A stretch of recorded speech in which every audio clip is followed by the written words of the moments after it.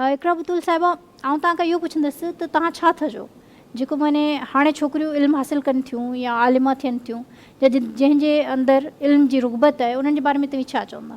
जी बिल्कुलु अल्हम्दुलिल्लाह, इहो मुंहिंजे लाइ हिकु एज़ाज़ आहे जो मां बि हिकु मदरसे में तालीम हासिलु कई आहे, तालीमात अहल बैत हासिलु कई आहे। इहो हिकु असांजे लाइ हिकु एज़ाज़ ई आहे जो अॼुकल्ह हेॾे हिन मुआशरे में सोशल मीडिया जहिड़े दौर में जेको असांखे हर अॻे स्टेप ते गुमराही जी तरफ़ थो वठी वञे पियो।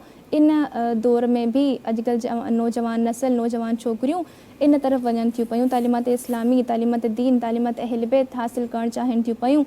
त इन में जॾहिं इन राह में कोई क़दम रखंदो आहे, जॾहिं तालीमात इस्लाम हासिलु करण लाइ कोई वेंदो आहे, त रिवायत जा जुमिला आहिनि त फ़रिश्ता पंहिंजा उन्हनि जे लाइ पर विछाए रखंदा आहिनि, फ़रिश्तनि जे परनि ते उहे क़दम रखी करे इल्म जी वॾी फ़ज़ीलत तरफ़ वेंदा आहिनि। इल्म जी वाक़ई में हिकु इलाही वॾी फ़ज़ीलत आहे। जीअं अगरि इल्म ते ॻाल्हि आई आहे त रिवायत बि आहे रसूल ख़ुदा जी, त मां अची गौद वठी क़बर ताईं इल्मु हासिलु कयो।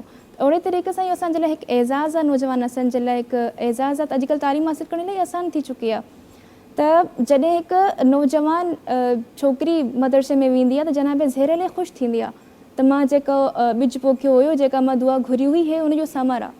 त हिकु यानी कि असांजी तालीमात हासिलु करण जे लाइ हिकु नौजवान छोकिरी हिन राह में आई आहे। जनाब ज़ैनब लाइ ख़ुशि थींदियूं उन ते ऐं दुआ कंदियूं उन्हनि जे लाइ, उनजी कामयाबी जे लाइ। राह ॾेखारी आहे त बिल्कुलु न्याणियूं इल्मु हासिलु राह कनि ॾेखारी आहे। ऐं हिकिड़ी तालीम याफ़्ता जेका न्याणी हूंदी आहे, जेकड़ी आलिमा हूंदी आहे, उहा पंहिंजी नस्ल खे बि उहे ई आलिम फाज़िल ठाहे सघे। बिल्कुलु, अगरि हिकु ख़ानदान मां हिकु छोकिरी न फील्ड में वञे थी, हिन तालीमात अहल बैत हासिलु करण जे लाइ वञे थी, यानी कि उहो पूरो ख़ानदान, उहा पंहिंजे पूरे ख़ानदान खे इन सादत जी तरफ़ वठी थी वञे पई। जेके तालीमात उहा उतां हासिलु करे थी पंहिंजे पूरे ख़ानदान खे उनखां रोशनास थी कराए पई, आईंदा अचण वारी नस्ल खे बहितरीन तरीक़े सां परवान थी चढ़ाए सघे। माने हर फ़र्द जी हिकिड़ी ज़िम्मेदारी आहे जंहिंखे हू पंहिंजे टाइम में पंहिंजी जाइ ते रखी पूरो करे थो। जीअं इकरा बतूल साहिबा जी हिकिड़ी ज़िम्मेदारी, हिकिड़ी आलिमा आहिनि ऐं हिकिड़ी मोटिवेशन आहिनि उन्हनि छोकिरियुनि लाइ जेके हाणे इल्मु हासिलु कनि थियूं या जिन खे करबला सां मोहबत आहे या जिन खे इल्म सां अक़ीदत आहे या जेके आलिमा थियण थियूं चाहिनि।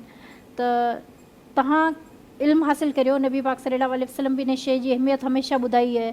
इमाम हुसैन जी ज़ात पाक जनाब ज़ैनब जी जेका जुस्तजू आहे, किरदारु आहे, उन में असांखे इहा शइ अक्सर उजागर कई आहे त इल्मु हिकिड़ी तमामु वॾी हक़ीक़त आहे जेका करबला खां स्टार्ट आहे, जेका नबी पाक सल्लल्लाहु अलैहि वसल्लम जे घर खां स्टार्ट आहे, जेका जनाब ज़ैनब सलामुल्लाह अलैहा खां असां ताईं आई आहे। न सिर्फ़ु करबला खां बल्कि इहे तालीमात बीबी ख़दीजा जे ज़माने खां स्टार्ट आहिनि। बीबी ज़हरा सलामुल्लाह अलैहा जी अगरि उनजी सीरत खे पढ़ियो वञे त उतां इहे तालीमात असांखे मिलनि थियूं पियूं त हिकु औरत खे पंहिंजो हिजाब कीअं रखणु खपे। हिकु औरत जो जेतिरो किरदारु पंहिंजे घर में हूंदो आहे ओतिरो ई किरदारु ॿाहिरि बि आहे। अगरि सीरत जनाब ज़ैनब सलामुल्लाह अलैहा खे ॾिठो वञे त बीबी जॾहिं पंहिंजे वालिद सां बि ॻाल्हाईंदी हुई त पाछे में रही करे, हिजाब में रही करे बीबी पंहिंजे वालिद सां ॻाल्हाईंदी हुई। लेकिन जॾहिं बीबी ज़ैनब खे महसूसु थियो त अॼु ज़रूरत आहे त ज़ैनब दरबार में वञे, दीन खे ज़रूरत आहे ज़ैनब जी, त बीबी ज़ैनब दरबार में बि वई, शराबियुनि जे मजमे में बि वई। यानी कि हिकु औरत ॿई किरदार अदा करे सघे थी, घर में रही करे बि, ॿाहिरि रही करे बि। जो किरदारु असां लाइ ईअं आहे कि उन्हनि असांखे ॿुधायो त जॾहिं हक़ ते हुजो त तव्हीं पंहिंजी ॻाल्हि करण खां हिकिड़ो क़दम पोयां न हटो ऐं पंहिंजी ॻाल्हि खे वाज़े करियो। तव्हां छा चवंदा अलामा साहब इन मामले में कि जेके हाणे नौजवान इल्मु हासिलु कनि था या जिन खे दीन सां रुग़बत आहे, उन्हनि जे बारे में तव्हां छा चवंदा? तमामु सुठो सुवालु आहे। हा, हर दौर में तालीम जी ज़रूरत रही आहे, हर दौर में इल्म जी ज़रूरत रही आहे। इल्मु अहिड़ी शइ आहे जंहिंजे लाइ चइबो त इल्मु जहालत खे अचण सां जहालत ख़तमु थी वेंदी आहे, नस्लनि में जहालत ख़तमु थी वेंदी आहे। ऐं करबला जे वाक़े जे थियण जे असबाबनि वञा हिकिड़ो सबबु इहो बि हुयो त यज़ीद ऐं यज़ीदियत इल्म जा दरवाज़ा बंदि करणु पिया चाहिनि ऐं ताकी हक़ कंहिं ते पहुचे ई न। ऐं हुसैनियत जो किरदारु इहो हुयो त हुसैन मौला ऐं पूरी हुसैनियत अॼु ताईं बि इल्म जा दरवाज़ा खोलणु पिया था चाहिनि, इल्म जा दरवाज़ा खोलंदा पिया था वञनि।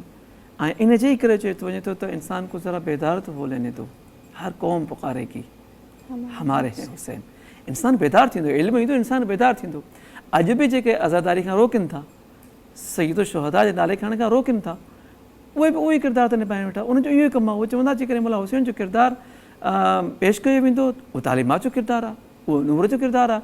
जॾहिं नूरानी किरदारु पेश कंदो माण्हुनि खे ख़बर पइजी वेंदी त यज़ीद जे चहिरे तां जेको निक़ाब आहे मुनाफ़िक़त जो उहो लही वेंदो। हलियो त उनजी ख़्वारी थी वेंदी। हुननि जो अजीब बदनसीबी इहा आहे जो यज़ीद जी तर्जुमानी यज़ीद जी वकालत पिया था कनि। इन खां वधीक बदनसीबी ऐं बदबख़्ती थी कोन थी सघे पई। जॾहिं त हिकिड़ो हुसैनी ऐं नूरानी किरदारु मौजूदु आहे, हुसैनी ऐं नूरानी किरदारु मौजूदु आहे। उहो हुसैन जंहिंखे मां पहिरियों ॻाल्हि कटिजी वई, ॻाल्हि त ॻाल्हि अची वई, उहो हुसैन जंहिंखे रसूल करीम फरमाइनि था त हुसैन मुंहुं मज़ा आहे, यानी कुझु बि मौला हुसैन जे लाइ न चयो वञे, हा काई बि फज़ीलत न हुजे, हा त बि वॾी ॻाल्हि हुई।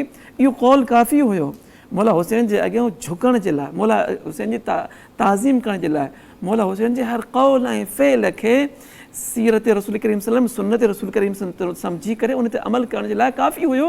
जो रसूल फरमाइनि था कंहिं आम शख़्स जो कौल न आहे, हीअ कोई अहिड़ो कौल हदीस बि न आहे जेका हिकिड़ो मकतब मञींदो हुजे ॿियो मकतब न मञींदो। हर मकतब शान शौक़त सां बयानु कंदो आहे त रसूल करीम फरमायो त अल हुसैन मिनी व इना मिनल हुसैन। काइनात में अहिड़ो जुमिलो मां क़ुर्बान वञा मौला हुसैन जी अज़मत जे मथां कंहिंजे लाइ बि न आहे।